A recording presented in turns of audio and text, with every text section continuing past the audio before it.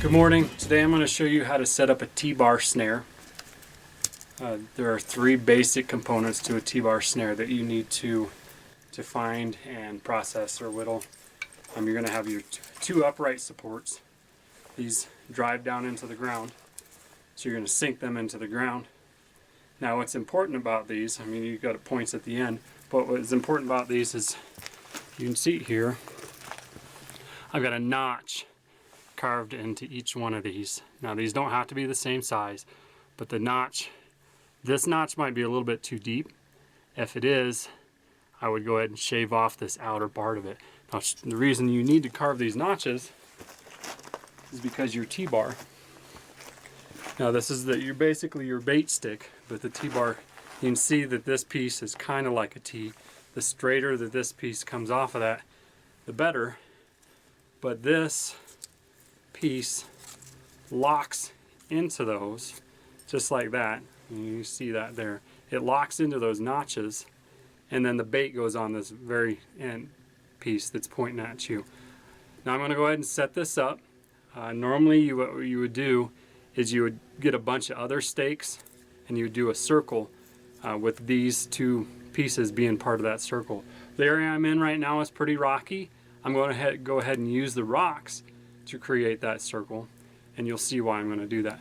So I'm going to step away for a little bit, show you how to set this trap up, and then we'll show you how to spring it. So I moved to a location where I could set up this trap.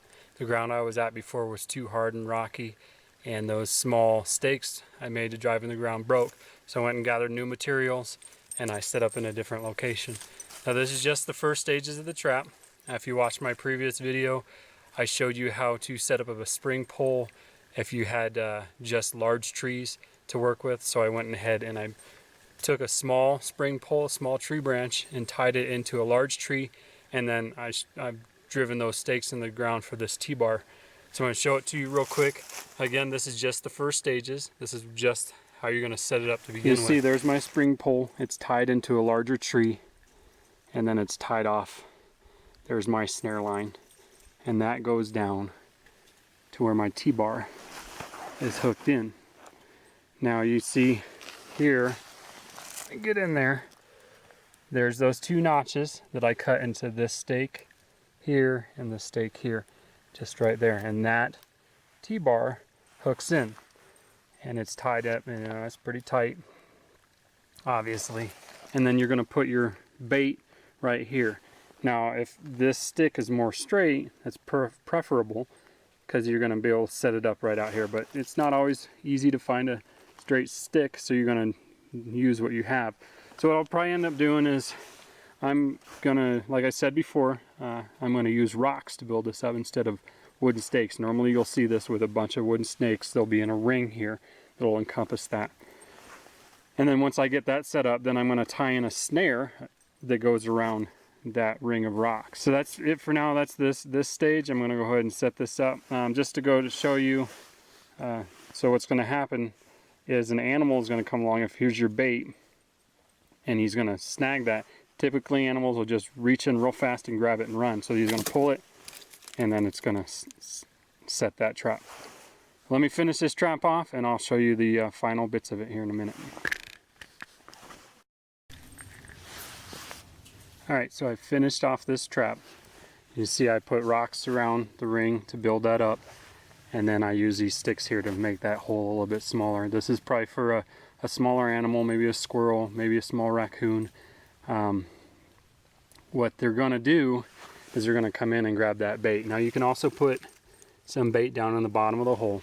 Ideally you want this point here as far down as that hole as possible. That way they have to reach their head all the way down in there. So I would try to finagle that a little bit more to get it down in there if this was unsuccessful. As you can see, I've got a snare wire running around the outside, and it's tied in up here to that rope.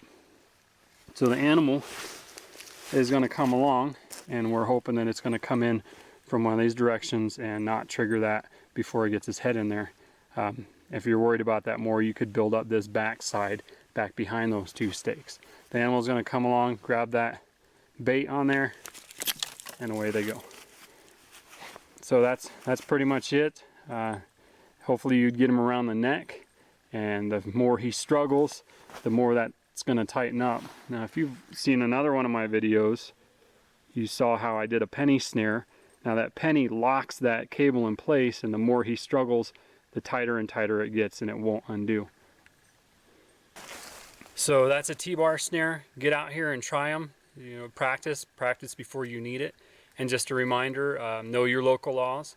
Trapping and snaring deadfalls of any sort or snares of any sort is illegal in Colorado.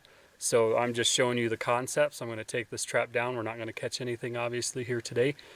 But in a survival situation, you know, you're going to need to eat. So this is what we're training you for, is if you're out here and you really need to eat and you don't have anything else. This is our snare. Hopefully you enjoyed the video today and learned something. I'll see you again next time.